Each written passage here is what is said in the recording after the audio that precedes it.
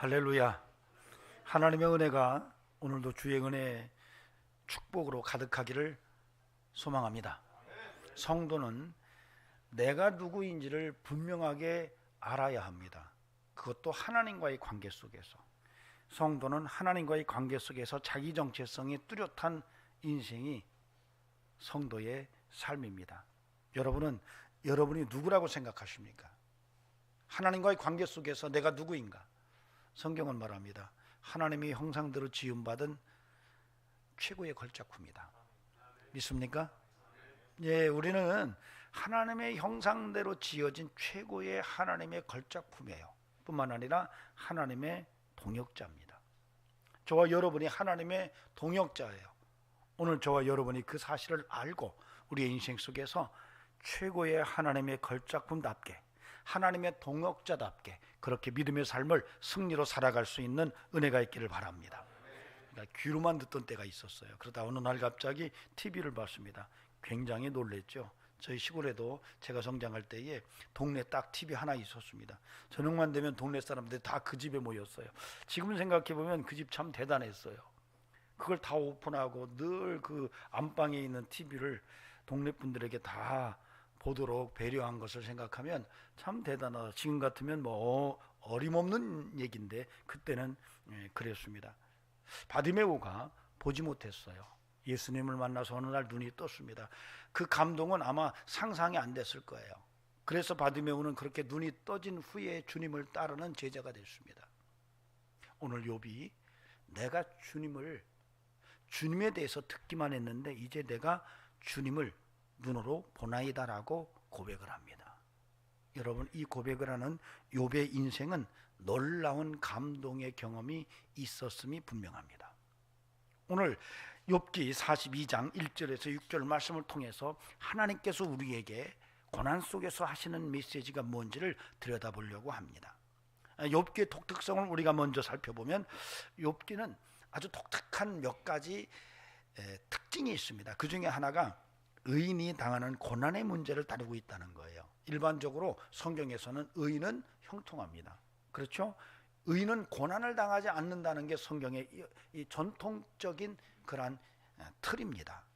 그래서 시편 1편에서도 의인은 형통한다, 악인은 그렇지 않다, 이렇게 분명히 말합니다. 잠언에서도 의인의 자식은 절대 굶주림이 없다, 분명히 선을 그어서 의인의 형통함을 말합니다. 그런데 이런 전통적인 성경의 흐름을 비껴나가는 것이 욥기입니다. 욥은 의인의 형통함이 약속되어 있음에도 불구하고 형통함을 살지 못하고 의인이었지만은 말할 수 없는 그러한 고통을 살아냅니다. 이게 독특한 특징 중에 하나예요. 목사님 그거 뭐 다 알고 있는 건데요, 그렇게 생각할 수 있지만 아닙니다. 성경의 전체에는 반드시 의인은 형통하게 돼 있는데 희한하게도 이 의인이 형통한다는 전통적인 가치관이 욥에게서는 적용이 되지 않습니다. 욥이 거기에서 예외가 됩니다. 이런 부분에서는 굉장히 독특한 그런 모습을 보여줍니다. 그럼에도 불구하고 놀랍게도 욥기 1장 2장과 42장에 나오는 욥의 모습을 비교하면 욥의 축복된 의인된 삶에서 욥이 망한 후에 다시 42장에서 하나님이 그를 축복하실 때 보면은 그 축복의 내용들이 좀 독특한 특징을 갖고 있어요. 그러니까 재산은 2배로 하나님께서 불려주세요. 그런데 자녀들은 2배가 아니에요. 그냥 똑같은 수요로 허락하세요. 그 다음에 종들은 축복의 목록 속에서 빠져요. 이런 일관성이 무너지는 이런 내용들이 상당한 메시지를 담고 있는 특징을 갖고 있습니다.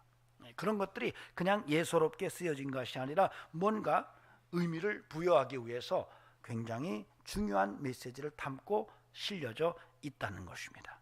특별히 딸들에 대해서 굉장히 우호적인 표현을 합니다. 이름을 지어주고 아들들에게만 주었던 유산을 딸들에게도 주는 이런 모습을 기록해 놓았습니다.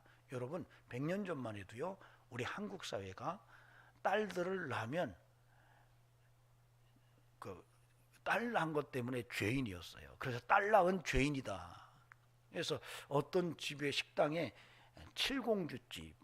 이 집은 아들을 낳으려고 딸을 7 낳은 집이에요. 결국 아들 못 낳고 말순이라고 마지막을 이름을 짓고 끝냈어요.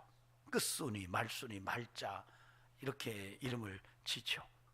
그런데 놀랍게도 욥의 이야기 속에 엄청난 옛날 속에서도 딸에 대해서 배려하는 모습이 실려 있다는 것은, 이것은 상상이 안 되는 놀라운 일입니다. 자, 그런 특징들이 있어요. 또 하나 특징을 말하고 한다면, 욥의 이야기는 독특한 그 하늘과 땅의 이야기가 함께 직접적으로 연결되는 내용을 담고 있어요. 그러니까 해 아래의 일이 해 위의 일과 아주 밀접한 연관성을 가지고 있다는 것이 좀 더 구체적으로 언급되어 있어요. 사실은 구약에서는 이 하늘과 땅이 연결되어 있는 것은 사실이에요. 그러나 욥기만큼 그렇게 더 아주 심층적으로 구체적으로 그것이 함께 연결되어 있는 책은 없어요. 그래서 욥기는 이 해 아래의 일이 결코 해 아래의 일로 끝나는 게 아니라 해 위의 일과 철저하게 연결되어져 있다는 것을 굉장히 자세하게 설명을 해주고 있습니다. 그러면서 모든 하나님의 창조와 모든 세상 역사가 하나님의 주도권 속에 있다는 이야기를 그런 가운데서도 중요하게 강조하고 있습니다. 또 하나는 우리가 이제 1장, 2장을 읽다 보면은 욥이 대단한 믿음을 드러내요. 뭐 하루아침에 재산을 다 잃어버리고 하루아침에 자녀들이 다 죽고 그리고 자신은 또 병에 걸리고 아내는 와서 너 그렇게 신뢰하는 하나님 욕하고 차라리 뒤져라 라고 그렇게 이야기하는 이런 상황 속에서도 욥이 고백하는 말이 1장 21절에서 내가 모태에서 알몸으로 나왔은즉 또 알몸으로 그리로 돌아올지라 주시니도 여호와시요 거두시는 이도 여호와시니 여호와의 이름이 찬송을 받으실지니라 이렇게 얘기를 해요. 그리고 2장 10절에서도 아내가 막 구박을 할 때에 우리가 여호와 하나님께 복을 받았은즉 화도 받지 않겠느냐라고 얘기를 해요. 그러니까 굉장한 믿음의 모습을 드러내는데 이게 이제 3장으로 딱 들어가면 욥이 자기 생일을 막 저주합니다. 3장 1절에서 그 후에 욥이 입을 열어 자기의 생일을 저주하니라. 자기의 생일을 저주합니다. 욥이 입을 열어 이르되 내가 난 날이 멸망하였더라면 산의 아이를 베었다 하던 그 밤도 그러하였더라면 그날이 캄캄하였더라면 하나님이 위에서 돌아보지 아니하셨더라면 빛도 그날을 비추지 아니하셨더라면 어둠과 죽음의 그늘이 그 날을 자기 것이라고 주장하였더라면 구름이 그 위에 덮였더라면 흑암이 그날을 덮었더라면 그 밤이 캄캄한 어둠에 잡혔더라면 해의 날수와 달의 날수에 들지 않았더라면 그 밤에 자식을 베지 못하였더라면 하면서 이 3장 끝절까지 계속 생일을 저주해요. 이렇게 저주하는 이유는 이게 원래 성경에서는 자기 부모나 하나님을 저주하고 원망하고 싶을 때 차마 부모를 원망하고 저주할 수 없고 하나님을 원망하고 저주할 수 없을 때 자기 생일을 저주하는 거예요. 이것이 이제 간접화법이라고 말하는데 유페미즘이라고 말합니다. 하나님을 원망하고 지금 나를 낳은 부모를 원망하고 싶은데 너무 고통스러우니까요. 차마 그럴 수가 없어서 자기 생일을 막 원망하는 거예요. 그러면서 3장부터 쭉 하나님과 대면을 하려고 애를 쓰고 친구들과 도대체 왜 의인이 고난을 당해야 하느냐면서 막 계속 논박을 합니다. 이런 모습들이 41장까지 갑니다. 이렇게 굉장히 믿음으로 대단한 모습을 갖고 있던 욥이 갑자기 반전을 이루는 것은 좀 독특합니다. 그러다가 또 막판에 내가 하나님을 눈으로 봅니다 그러면서 하나님이 또 그를 갑절로 축복하시는 모습은 아주 독특한 그러한 모습 가운데 하나입니다. 뿐만 아니라 욥기를 또 좀 더 자세히 들여다보면은 굉장히 중요한 우리가 눈여겨볼 수 있는 그런 부분들이 있습니다. 사실은 30장 31장에 가면은 욥이 마지막에 하나님 앞에 탄원을 합니다. 하나님 앞에 자기가 의인임에도 불구하고 왜 이런 고통을 당해야만 하는지에 대해서 탄원을 하면서 하나님을 고발을 해요. 그래서 하나님을 법적으로 고발을 하고 법정 용어를 쓰면서 하나님을 법정에 세우려고 욥이 강력하게 이야기를 합니다. 그 31장 35절 36절에 보면 이런 말씀을 읽을 수가 있어요. 누구든지 나의 변명을 들으라고 나의 서명이 여기 있으니 전능자가 내게 대답하시기를 바라노라. 나를 고발하는 자가 있다면 그에게 고소장을 쓰게 하라. 내가 그것을 어깨에 매기도 하고 왕관처럼 머리에 쓰기도 하리라. 고발장을 쓰게 해라. 내가 뭘 잘못했는지 지금 도대체 이제는 하나님의 법정에 나와서 내게 대해서 한번 얘기 좀 해달라고 이렇게 얘기하는 것은 성경 속에 어느 곳에서도 찾을 수 없는 내용입니다. 성경 속에서요 이렇게 직접적으로 하나님을 법정에 불러내서 고발장을 쓰는 문장이 이곳밖에 없어요. 굉장히 독특한 그런 문학 구절체입니다. 또 제가 전에도 말씀드렸지만은 이 욥기에는 사실 우리가 욥기는 지혜 문학입니다. 우리가 이제 하나님께서 직접적으로 인간에게 막 말씀하시는 것은 주로 예언서에서 많이 나옵니다. 그러니까 예언서에서는 여호와께서 가라사대 하면서 막 선지자들이 선포를 하고 또 하나님께서 직접 대면해서 말씀을 하시기도 하고 이런 모습들이 많이 나와요. 그런데 지혜문학에서는 이런 모습들이 안 나옵니다. 그런데 유일하게 욥기에서 2번에 걸쳐서 하나님이 욥과 직접 만나셔서 욥에게 너가 도대체 누구인지를 네가 아느냐 하면서 정체성을 설명을 하는 이런 내용들이 2번 나와요. 38장에서 한 번 나오고 40장에서 한 번 나와요. 이렇게 이건 굉장히 독특한 거예요. 그러니까 예언서에서만 나올 수 있는, 역사서나 예언서에서만 나올 수 있는 하나님의 직접적 대면이 이 지혜문학인 욥기에서 2번이나 나온다는 것은 아주 독특한 그런 모습을 우리에게 보여주는 겁니다. 굉장히 중요한 거예요. 자, 이런 내용들이 사실은 욥기 전체 속에서 보여지는데, 이런 과정 속에서 오늘 우리가 읽은 이 42장 1절에서 6절은 이 모든 아주 독특한 욥기의 특징적인 결말에 해당하는 본문입니다. 사실 성경을 읽다 보면은 제일 읽기 어려운 책이 뭔지 아십니까? 레위기입니다. 레위기예요. 레위기는 왜 읽기 힘들어요?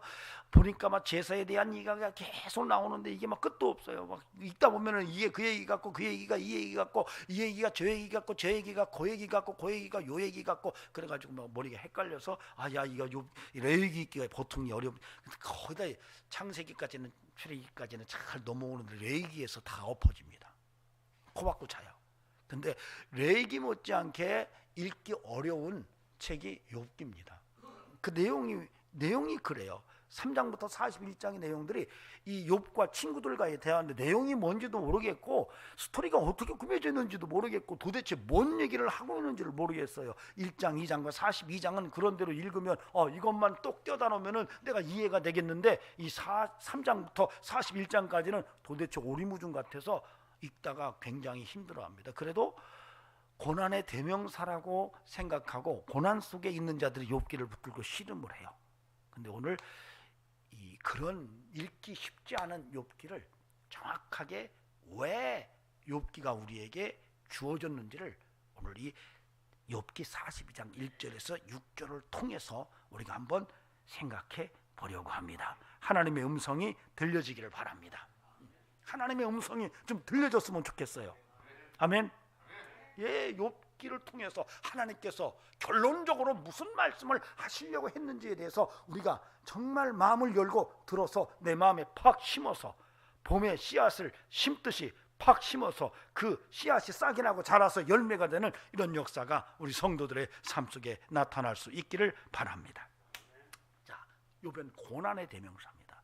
사실 고난은 우리에게 굉장한 유익을 주기도 합니다. 그럼에도 불구하고 고난을 원하는 이들은 흔치 않습니다. 한번 손들어 봅시다. 나는 고난을 좋아해. 나 고난 원해요. 고난 주세요. 이렇게 소망하고 기도하고 살아가는 분 계십니까? 아마 거의 없으실 거예요. 네. 그럼에도 불구하고 성경은 우리에게 고난을 통해서 주는 유익이 많다라고 얘기합니다. 근데 목사님들도요, 고난 별로 안 좋아하세요. 아골골짝 빈들로 가라고 그러면 안 가려고 합니다.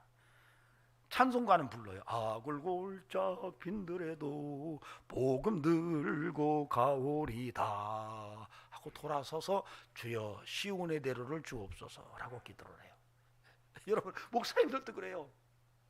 멸시천대 십자가는 주님이 지고 나는 그 뒤에 그냥 영광의 면류관 받고 가겠습니다 라고 말하는 게 오늘 성도들과 목회자들의 현주소입니다. 누구도 이 고난의 삶에 대해서 기대하는 이들이 없어요. 그럼에도 불구하고 성경은 계속 너희들이 고난당할 때 온전히 기쁘게 여겨라. 고난을 통해서 너희가 유익해진다. 바울이 그러죠. 자기의 병 때문에 기도했더니 하나님께서 너를 약할 때 강함되게 하려고 내가 육체에 가시를 줬다. 그 고난이 힘들었지만은 그걸 통해서 바울이 더 겸손해지고 더 온전해졌다고 분명히 말하고 있거든요. 자, 오늘 그런 내용을 우리가 생각할 때에 욥이 당한 고난 속에서 무엇을 깨달았을까? 욥은 그가 당한 고난 속에서 어떤 새로운 것을 보았을까? 분명히 오늘 본문 속에서 분명히 그가 말합니다. 내가 그동안에는 주에 대해서 듣기만 했지만 이제 내가 주를 눈으로 봅니다.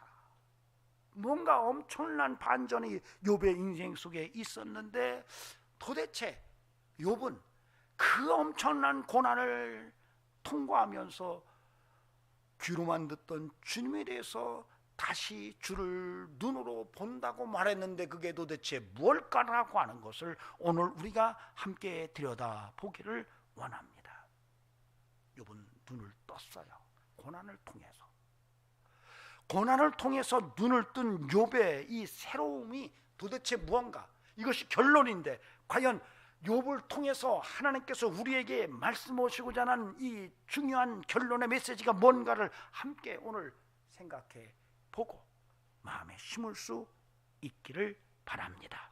첫째로는 1절에서 3절 속에서 우리가 그런 메시지를 들을 수가 있습니다. 사실 욥은 상상을 초월하는 그러한 고통을 당했습니다. 하루아침에 재산을 다 잃었고 하루아침에 자녀들을 다 잃었고 본인은 병이 났고 말할 수 없는 고통 속에서 그 병 때문에 신음할 때에 그런 모습을 보고 있던 아내가 차라리 하나님을 욕하고 죽으라고 그런 말을 할 때에 참 기댈 곳이 아무것도 없었어요. 그런 상태 속에서 친구들이 욥을 만나러 와서 위로한다고 왔는데 결국은 욥에 대해서 너 혹시 네가 뭔가 하나님 앞에 죄진 거 아니야? 네가 그렇게 심었으니까 너 그런 결과를 거둔 거 아니야? 라고 할 때에 욥은 정말 가슴이 울렁거렸을 거예요. 자, 그런 과정 속에서 욥이 고백을 합니다. 내가 그 듣기만 했던 주님에 대해서 듣기만 했던 내가 이제 주님을 다시 눈으로 봅니다라고 이야기하는데 그 보게 된 것이 도대체 뭐냐라고 물었을 때 1절에서 3절 사이에서 우리가 그 중요한 의미를 찾을 수가 있습니다. 욥이 여호와께 대답하여 이르되 주께서는 못하실 일이 없사오며 무슨 계획이든지 못 이루실 것이 없는 줄 아오니 부지한 말로 이치를 가리는 자가 누구니까 나는 깨닫지도 못한 일을 말하였고 스스로 알 수도 없고 헤아리기도 어려운 말을 하였나이다. 이렇게 이야기를 합니다. 욥이 여기서 고백하는 내용은 욥이 고난 속에서 정말 말할 수 없는 고난 속에서 눈이 떠지고 발견한 것은 하나님의 주권과 인간의 무지함을 발견했다는 것입니다. 깜짝 놀랐어요. 듣기만 했던 하나님에 대해서 그동안에 전통적으로 쉐마 이스라엘, 들어라 이스라엘아, 율법을 듣기만 하고 살아왔는데 이제 눈을 열어서 뭔가를 봤는데, 주님을 봤는데 보면서 깨달은 것이 하나님의 주권을 인정할 수밖에 없었고, 그래 내가 그렇게 똑똑하고 잘났다고 생각했던 내가 무지했구나라고 하는 것을 욥이 발견했다는 사실을 오늘 우리가 읽을 수가 있다는 것입니다. 여러분, 해 아래서 욥은 말할 수 없는 고통 속에 살았습니다.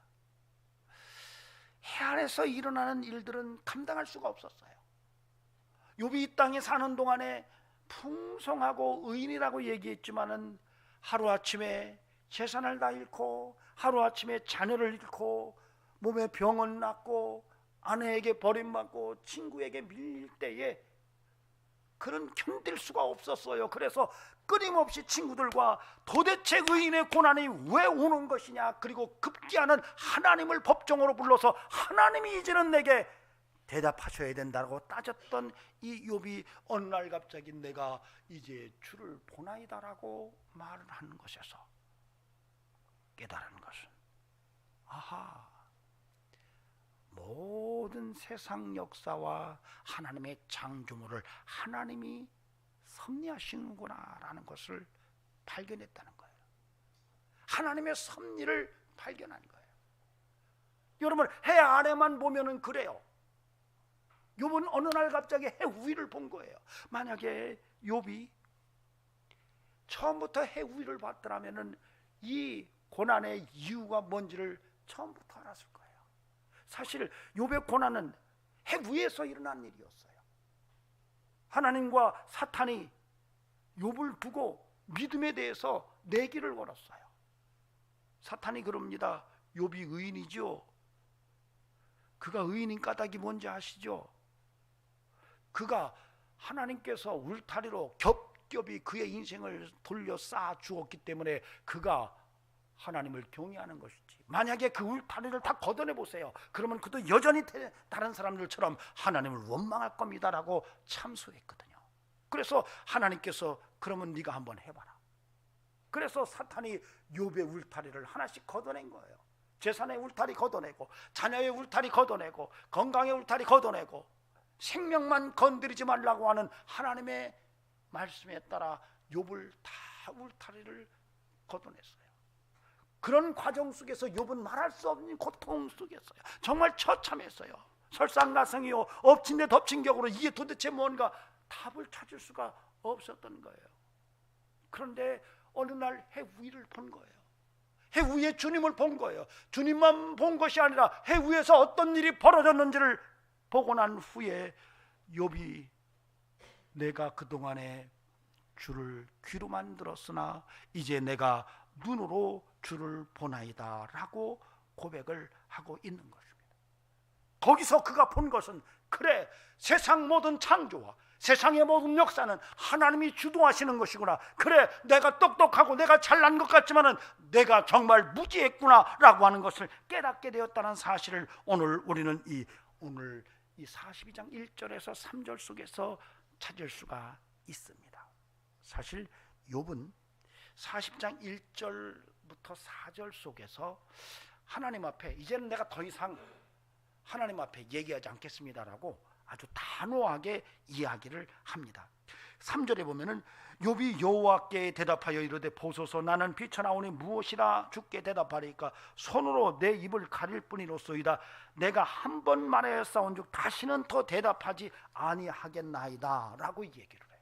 네, 더 이상 이제는 하나님 앞에 말하지 않겠습니다라고 말했는데, 바로 40장에 가서 내가 귀로만 듣던 하나님을 내가 눈으로 본다라고 말을 하는 것은 뭔가 엄청난 일이 그의 인생 속에 벌어졌다는 얘기인데, 바로 그가 본 거예요. 해 위를 본 거예요. 여러분, 우리가 인생을 살다 보면은 해 아래의 일만 바라보면은 여러분 정말 고난이 다가올 때 정말 힘들 수밖에 없어요. 그러나 성도는 해 위를 보는 자들이에요. 그래서 해 위를 보면은 이것이 어떻게 내게서 적용되어야 하는지 그 문제를 우리가 해답을 찾을 수 있다는 것을 우리가 오늘 욥의 고난을 통해서 깨달을 수가 있는 것입니다.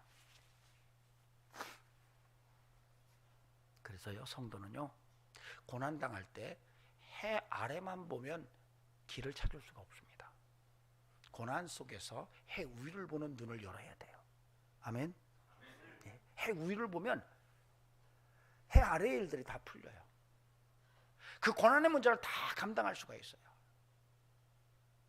깡통을 차고 빌어먹더라도 지옥에는 가지 마라. 김상호 장로님 정말 산신을 섬기고 가족들이 5명이나 무당이었고요. 그래서 술과 노름에 빠져 있어서 정말 삶이 피폐해졌을 때 그래도 명당을 찾아서 자기네 가문이 잘 될 거라고 생각했지만 노름에 빠져가지고 손가락까지 자르는 이런 인생을 살다가 어느 날 복음을 받아들여요. 한 전도자가 와서 전도를 해서 예수를 믿습니다. 그렇게 예수를 믿고 나서 1년 동안에 이남 5녀의 자녀 중에서 1남 5녀 장자만 빼고 다 죽습니다. 여러분 상상이 됩니까? 1년 동안에 자녀가 다 죽어요. 마지막 막내가 아들인데 막내가 죽을 때는 그 충격에 이 정신이 나가가지고 자기 아들의 시신을 막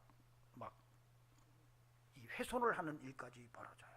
그리고 자기 손으로 아들을 장례를 치르고 그 무덤가에서 통곡을 하고 울다가 기절을 해요. 기절했는데 그가 하늘나라를 보게 돼요.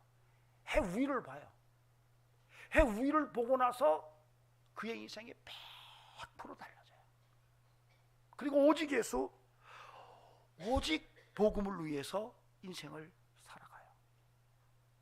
그 해 위를 보기 전에까지만 해도 예수는 믿었지만 그가 당하는 그 아픔, 하루아침에 예수 믿고 나서 동네에서 소문이 파다했어요. 야, 예수 믿더니 김상훈에 망했다. 그래, 그러면 안 된다니까 라고 하는 소문이 바닥에 있었는데 얼마나 힘들었겠어요, 본인은. 그러나 그가 해 위를 보고 온 다음에는 그 힘든 것들을 다 내려놓고 오직 예수로 십자가부터는 인생을 살아갑니다. 여러분, 이것은 김상호 장로의 얘기가 아니에요. 우리 모두의 이야기고 욥의 이야기가 아니에요. 우리 모두의 이야기예요. 우리가 인생을 살면서 이런저런 고난스러운 일이 내게 펼쳐질 때에 우리는 이 해 아래만 보고 그 문제를 해결하려고, 그 문제를 해석하려고, 그 문제의 어떤 이유를 찾으려고 한다면 그 찾을 수 없고 오히려 고통과 아픔만 가중될 수밖에 없다는 거예요. 욥은 우리에게 말합니다. 해 위를 봐라. 내가 해 위의 주님을 보면서 놀라운 사실을 발견했다. 이 세상의 모든 모든 것들이 하나님의 섭리 속에 있다는 것을 내가 알았다고 이야기하고 있는 겁니다. 여러분, 그러므로 저는 부탁을 드립니다. 어렵고 힘들 때에 믿음 잃지 않고 해 위를 볼 줄 아는 눈이 있기를 주의 이름으로 축원합니다. 욥기의 특징 중에 하나가요, 참지하는 것은 욥은 그렇게 어려움을 당하면서도 끊임없이 하나님 앞에 서 있습니다. 1장부터 42장까지 계속 욥은 하나님과의 이야기를 끊이지 않아요. 하나님에게 계속 왜 내가 이래야만 되는지를 물어요. 여러분, 이것이 어쩌면 믿음일 수 있습니다. 그렇게 믿음으로 하나님 앞에 끊임없이 나아가다가 해 위를 본 거예요. 그러므로 저는 저와 여러분의 삶 속에서도 이렇게 정말로 꺾이지 않는 믿음의 마음을 품고 어떤 어려움 속에 있다 할지라도 여러분이 하나님 앞에서 고람대오로 인생을 살아가면서 급기야는 여러분이 주를 눈으로 직접 보는 이런 일들이 있음으로 말미암아 여러분의 인생 속에서 해 아래 일어나는 고통과 고난의 문제가 넉넉히 내가 감당할 수 있는 이런 사건임을 여러분이 믿음으로 담대하게 받을 수 있는 은혜가 함께 할 수 있기를 주의 이름으로 축원합니다. 다음으로는 4절에서 6절이에요. 4절 6절을 보면 욥이 이렇게 말합니다. 내가 말하겠사오니 주는 들으시고 내가 죽게 묻겠사오니 주여 내게 알게 하옵소서. 내가 죽게 대하여 귀로 듣기만 하였사오나 이제는 눈으로 주를 배움나이다. 그러므로 내가 스스로 거두어드리고 티끌과 죄 가운데서 회개하나이다. 욥은 무언가 봤어요. 듣기만 했던 욥이 이제는 눈으로 봤대요. 해 아래에서 일어나는 일들을 내가 경험하면서 들었던 이야기만 가지고는 이걸 해답을 얻을 수가 없었던 욥이 어느 날 눈이 열리면서 해 위를 보고 세계의 모든 하나님의 창조물과 세계 모든 역사를 하나님이 이끌어가시고 주도하시는구나라는 것을 발견하고 놀라운 삶의 반전을 이루어내는데, 그 고백이 오늘 4절에서 6절이에요. 결론이 6절입니다. 6절을 같이 읽어보도록 하겠습니다. 시작. 그러므로 내가 스스로 거두어드리고 티끌과 재 가운데서 회개하나이다. 이게 사실은 결론이에요. 이 6절을 오늘 우리가 잘 읽어내면 욥기를 통해서 하나님께서 우리에게 주시고자 하는 메시지 중에 중요한 게 이런 거였구나. 성경 속에는 다양한 메시지들이 우리에게 전해지지만 특별히 이 6절을 통해서 하나님께서 내게 주시고자 하는 메시지가 뭔가? 티끌과 죄 가운데서 내가 회개하나이다 라고 했던 이 의미가 도대체 뭔가? 근데 사실은 이 6절이 이 분위기상으로 좀 독특합니다. 이 6절은 다시 해석이 필요한 구절체입니다. 왜냐하면 여러분이 읽다 보면은 그래, 거기에서 회개라는 말을 쓸 수가 있겠구나. 그동안에 욥이 막 하나님께 막 덤비고 막 따지고 막 그런 거에 대해서 욥이 이제 하나님을 뵙고나더니 하나님 앞에 티끌과 재 가운데서 회개했구나, 이렇게 생각할 수가 있습니다. 그런데 이게 좀 부자연스러워요. 회개라는 말이 나오기가 쉽지가 않습니다. 왜냐하면 욥기 전체를 통해서 욥이 뭔 잘못한 게 아무것도 없어요. 회개하려면 누가 회개해야 돼요? 하나님이 회개해야 돼요. 욥은요 얼떨결에 그냥 당한 거잖아요. 그렇잖아요? 논리적으로 욥이 회개할 일이 없어요. 그리고 또 나중에 하나님께서 욥에게 그 친구들을 오히려 나무라세요. 그리고 욥으로 하여금 그 친구들을 축복하도록 그렇게 얘기를 하세요. 그런 걸로 봤을 때 욥을 하나님이 끊임없이 인정했다는 얘기예요. 즉 다시 말하면 회개할 근거가 욥의 이야기 속에서 조금 부족할 뿐만 아니라 내용적으로 부자연스럽다는 것을 오늘 우리가 알아야 돼. 자, 그런데 여기에서 티끌과 재에 대한 것을 먼저 들여다보면 이게 조금 더 그림이 나와요. 사실은 욥기 30장 19절에서 욥이 이렇게 말합니다. 하나님이 나를 진흙 가운데 던지셨고 나를 티끌과 재 같게 하셨구나. 나를 티끌과 재 같게 했대요. 티끌과 재. 이게 티끌과 재가 뭔지를 지금 설명하는 겁니다. 그 다음에 창세기 18장 27절에서 아브라함에게 하나님께서 나타나셨을 때 아브라함이 이런 말을 해요.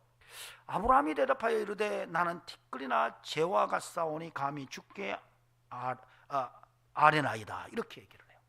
그러니까 욥이나 아브라함이 티끌과 재라는 말을 썼을 때에는 이게 굉장히 무가치한 존재인 것을 의미하면서 쓰여진 것을 알 수가 있어요. 욥기에서도 나를 티끌과 재 같게 하셨구나. 창세기에서 아브라함에게도 나는 티끌과 재가 싸우니 감히 내가 하나님께 뭔 말을 하겠습니까? 이렇게 얘기한 거거든요. 그러니까 티끌과 재는 보잘것없는 것을 의미하는 거예요. 근데 재미난 것은 이 티끌과 재가 원어로는 아파르와 에페르라는 말이에요. 아파르와 에페르, 발음이 비슷하죠? 근데 글자도 비슷해요.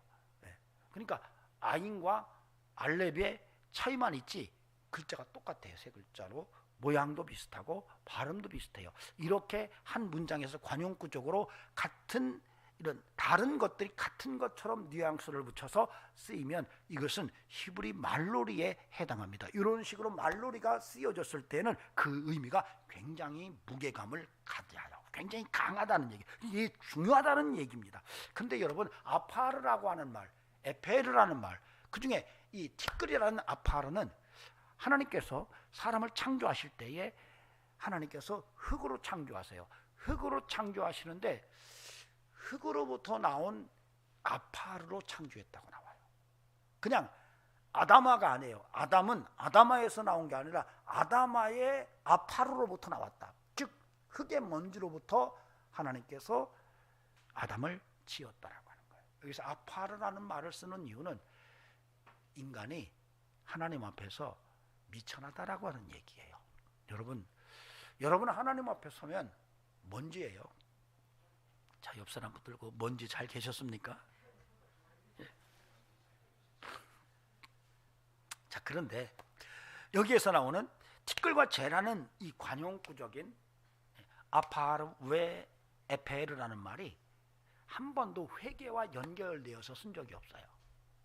유일하게 오늘 우리가 읽은 42장 6절에서만 이 티끌과 재가 회개와 연결되어 있어요. 이게 좀 부자연스러운 이유는 성경을 다 찾아보면은 이 회개와 연결될 때에 티끌과 죄라는 이 관용구가 쓰여진 적도 없고, 만약에 쓰여졌다면 티끌이라는 말이나 죄라는 말이 한 번쯤 쓰일 때에는 그것만 쓰이는 게 아니라, 그것이 회개와 딱 연결되는 게 아니라 옷을 찢거나 베옷을 입거나 통곡하는 모습을 동반하는 경우가 거의 대부분이에요. 그러니까 티끌과 죄라는 용어 자체가 회개와 연결되어서 성경의 다른 용례에서 한 번도 쓰여진 적이 없고, 그 중에 한 단어가 회개와 연결될 때는 뭐 애통함이나 옷을 찢는다거나 베옷을 입는다거나 막 티끌을 뒤집어 쓴다거나 이런 문학적인 표현으로 나타난다는 거예요. 자, 그래서 사실은 이 티끌과 죄의 의미가 미천한 의미를 갖고 있는 것이 맞네. 그런데 이것이 회개와 연결시키기가 굉장히 부자연스럽다라고 하는 것을 이해할 수가 있어요. 근데 여기에서 회개하나이다 라고 하는 이 의미를 또 들여다봐야 돼요. 여러분, 하나님의 지혜 초청과 욥의 깨달음이라는 책을 쓴 안근조 박사는 제가 공부할 때 저를 가르치신 교수님이십니다. 이분이 이 자신의 저서에서 그런 얘기를 해요. 이 티끌과 재 가운데서 회개하나이다 라고 하는 이 말은 정말 정확하게 다시 해석을 해야 될 필요가 있다라고 이야기를 합니다. 티끌과 재가 정말 무가치한 어떤 그런 존재를 이야기하는데, 그 앞에 있는 회개하나이다 라고 하는 말은 나암알이라는 말이에요. 이게 나암이라는 말은 이게 긍휼히 여기다, 또 불쌍히 여기다, 슬프게 하다 이런 의미예요.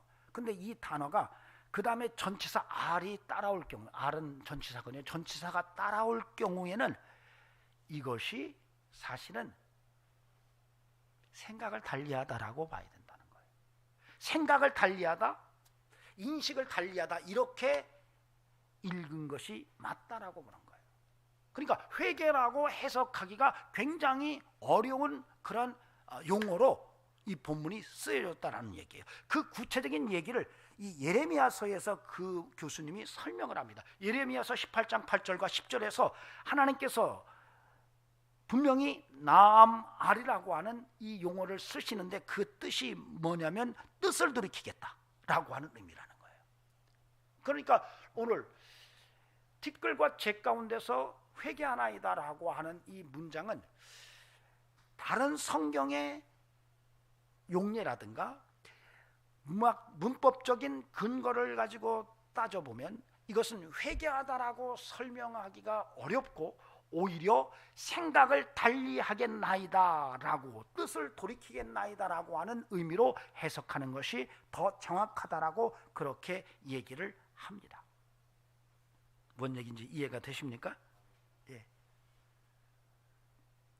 자, 그렇게 되면 이 6절은 의미가 굉장히 정확해집니다. 티끌과 재에 대한 그 존재를 내가 이제 새롭게 생각하겠습니다라고 볼 수 있다는 거예요. 그러니까 티끌과 재에 대한 인식, 생각을 내가 좀 달리 보겠습니다라고 하는 의미로 이 6절이 해석이 된다는 겁니다. 그런데 이미 욥이 아까 뭐라고 그랬어요? 나를 티끌과 재 같게 하셨구나. 그래서 욥이 여기서 자기 자신에 대해서 생각을 바꾸겠다라고 하는 의미로 해석이 가능하다는 얘기예요. 여기 티끌과 채는 인간의 연약함인데 그 인간의 연약함을 이미 욥이 앞에서 티끌과 채를 나를 티끌과 채같이 만드셨구나라고 하는 것을 통해서 아하 내가 누구인지를 이제 새롭게 보겠습니다라고 하는 이런 이야기를 하고 있다는 거예요. 여러분 우리가 욥이 사실은 하나님께서는 욥이 계속 의인의 고난에 대해서 이야기하실 때에 하나님께서 욥에게 계속 말씀하는 것은 네가 누구인지를 지금 알아라 이렇게 얘기를 하세요. 그래서 이것이 절정에 이르를 때가 바로 폭풍우 언설이에요. 폭풍우 속에서 38장부터 이어져 나가는 폭풍우 이야기에서 욥에게 하나님이 네가 누구인지 좀 네가 알았으면 좋겠다. 네 정체성을. 너가 하나님의 섭리 속에서 네가 어떤 존재인지를 알았으면 좋겠어. 네가 세상의 공의 미슈파트를 보는 가운데서 네가 누구인지를 좀 알았으면 좋겠어 라고 막 얘기를 하세요. 폭풍우 속에서. 그때에 하나님께서 욥에게 아주 독특한 표현을 하세요. 베헤못과 리워야단을 내가 최고의 창조물로 만들었는데 너도 그렇게 만들었다는 얘기를 하세요. 그러니까 하나님께서는 욥이 누구인지를 욥에게 알리고 싶으셨어요. 근데 욥은 가만히 생각해 보니까 자기를 모르는 거예요. 왜요? 힘들거든요. 고난만 지금 있는 거거든요. 고난 속에서 자기가 누구인지를 지금 찾아내지를 못하는 거예요. 여러분 고난에 빠져들어가면 그렇습니다. 자기가 누구인지 몰라요. 욥이 지금 그런 상태예요. 근데 하나님은 욥에게 야 네가 누군지 알아? 너 베목과 리워야단 같은 최고의 걸작품이야 라는 얘기를 사실 폭풍우 원설 속에서 하나님께서 하신 거예요. 근데 욥이 자기를 가만히 보니까 어때요? 아닌 거예요. 왜요? 자식도 다 잃었죠. 그 다음에 재산도 다 잃었죠. 몸은 병났죠. 아내는 자기를 외면했죠. 친구들은 자기를 몰아붙이죠. 내놓을 게 아무것도 없는 거예요. 그러니까 욥이 그렇게 말하는 거예요. 나를 티끌과 채같이 만들었군 하나님께서. 근데 그럼에도 불구하고 하나님은 뭐라고 말씀하시냐면 야 무슨 소리야, 너는 나의 최고의 걸작품이야 이렇게 말하는 거예요. 이 뭔지 여러분 아시겠습니까? 오늘 우리들은 인생을 살아가면서 그런 생각을 해요. 내 삶의 조건, 내가 갖고 있는 자격 이런 것 때문에 내가 귀중한 줄 알아요. 그런데 하나님은 그게 아니라는 거예요. 인간 그 자체가 하나님의 창조 속에서 최고의 걸작품이라는 얘기를 하고 있는 건데 이 인식을 욥이 고난 속에서 하나님을 보면서 눈이 확 열려지고 깨달은 거예요. 아하, 하나님께서 나를 그렇게 보셨구나. 내가 이제는 정말로 티끌과 재 같은 나 자신을 새롭게 보겠습니다. 새롭게 생각하겠습니다 라고 고백하는 구절체가 6절이라는 거예요. 여러분, 하나님은 우리를 최고의 걸작품으로 지으셨어요. 형편과 환경이 어떠하든지 여러분 이유 없습니다. 하나님은 그렇게 지으셨어요. 그러면서 욥이 하나님에 대해서 인식이 바뀌면서 자기 자신에 대해서 내가 누구인지를 새롭게 발견한 거예요. 아, 내가 보통 존재가 아니구나. 가만히 보니까 해 아래에서 볼 때는 내가 몰랐는데 해 위를 가서 보니까 내가 하나님의 동역자였구나라는 것을 발견한 거예요. 욥이 무너지면 하나님이 무너지는 거였어요. 욥이 엎어지면 하나님이 지는 거였어요. 이것을 본 거예요. 그러니 욥의 눈에 보여진 하나님을 통해서 본 해 위의 사건은 내가 하나님의 동역자였구나라고 하는 인식이 확 열린 거예요. 여러분, 우리가 인생을 살아가면서 고난에 묶여서 고난에 빠져서 내 정체성이 어떠한지도 잃어버리고 내가 얼마나 귀한 존재인지 하나님의 형상대로 지음받은 최고의 창조물이라는 사실을 잃어버리고 하나님의 동역자라는 사실도 상실한 채 정말로 고난 속에서만 허우적거리는 인생을 살아서는 안 된다는 것이 오늘 욥기를 통해서 하나님께서 우리에게 말씀하고 계시다는 사실을 오늘 저와 여러분이 붙들 수 있어야 합니다.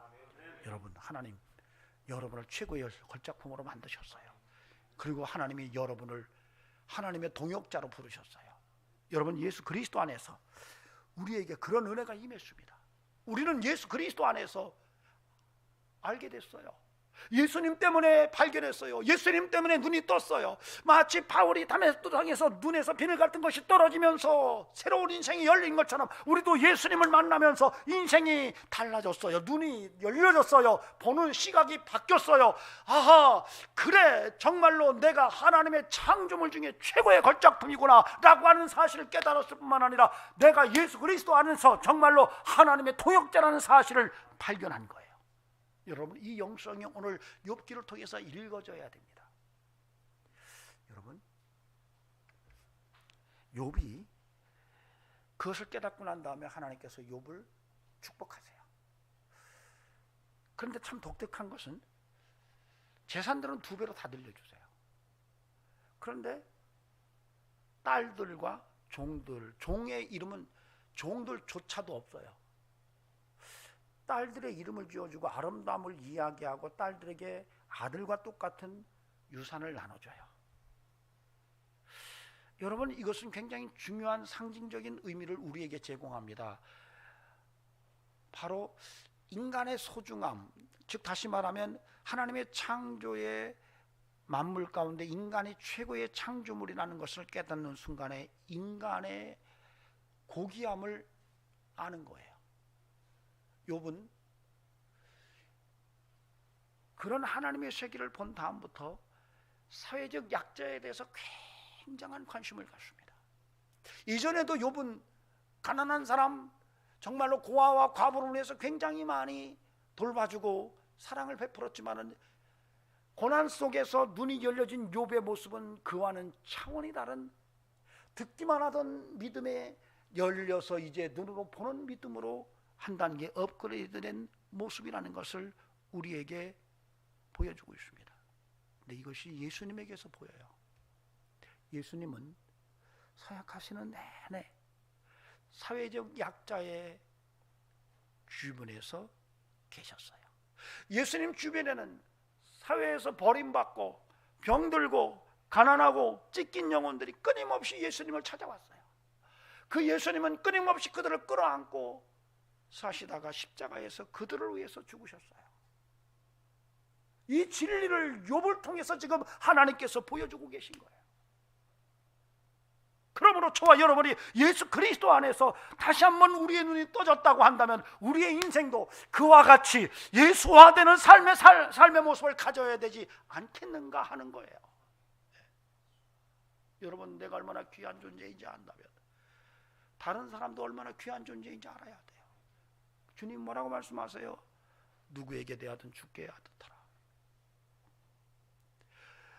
돈 없다고 무시하지 마라. 병들었다고 무시하지 마라. 장애인이라고 무시하지 마라. 다 하나님의 창조물 최고의 걸작품이야. 이 눈이 열려지지 않으면 우리는 입으로는 주여 주여 하는 인생일 수 있으나 실제로는 주님과 무관한 인생일 수 있다는 것을 오늘 우리가 알아야 됩니다. 여러분, 이제는 우리의 삶 속에서 욥의 새로운 전망이 열려진 것처럼 그 욥의 새로운 전망이 예수님의 모습과 맞닿아 있는 것처럼 또한 그 삶이 나에게도 계속 이어져서 나를 통해서 작은 예수가 드러나는 믿음의 모습이 나타나야 할 줄로 믿습니다. 여러분, 저와 여러분은 작은 예수예요. 내 안에 그리스도께서 사시잖아요. 내가 그리스도와 함께 살면 내가 죽고 내 안에 그리스도가 살아계셔야 되는데 내게서 예수화된 삶이 나타나야 되는데 그게 없다면 내가 예수 믿는다는 것이 무슨 의미일까요? 내게서 예수님의 향기가 나지 않아요. 예수님과 전혀 무관한 삶의 모습만 가득 차 있어요. 더러워요. 말도 더럽고 행동도 더럽고 입도 더럽고 생각도 더럽고 발끝도 더럽고 손끝도 더럽고 깨끗한 것이 아무것도 없어요. 그런데 예수 믿는다고 말을 해요.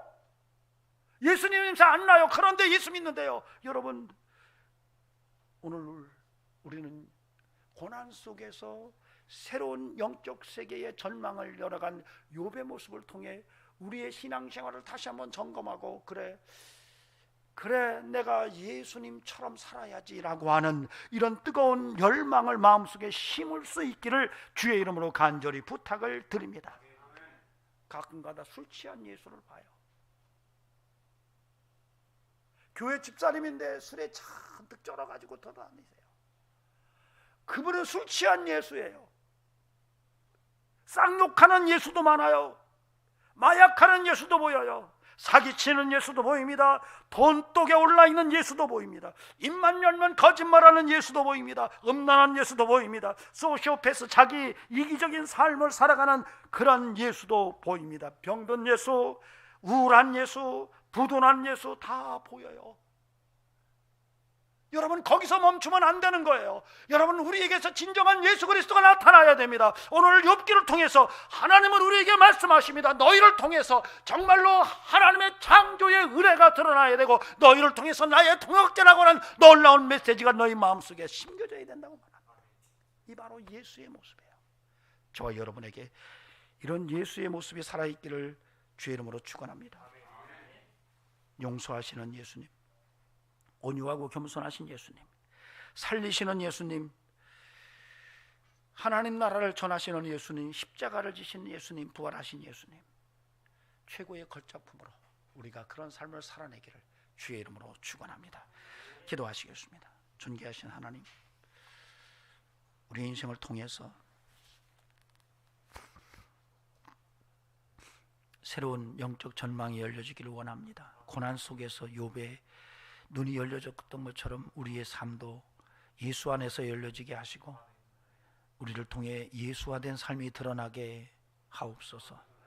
우리의 정체성을 바로 알고 하나님의 최고의 창조물인 인생을 소홀히 살지 않게 하시고 하나님의 동역자로 부름받은 우리의 인생을 막 살지 않도록 도와주시며 예수 그리스도를 쫓는 예수 향기 가득한 인생이 될 수 있도록 인도해 주시옵소서. 이제는 우리 구주 예수 그리스도의 은혜와 하나님 아버지의 살아계심과 성령님의 역사하심이 오늘도 예수 그리스도를 통해서 새로운 세계를 전망하며 믿음으로 살기를 원하는 귀한 심령들에게 영원토록 함께 하시기를 간절히 축원하옵나이다. 아멘.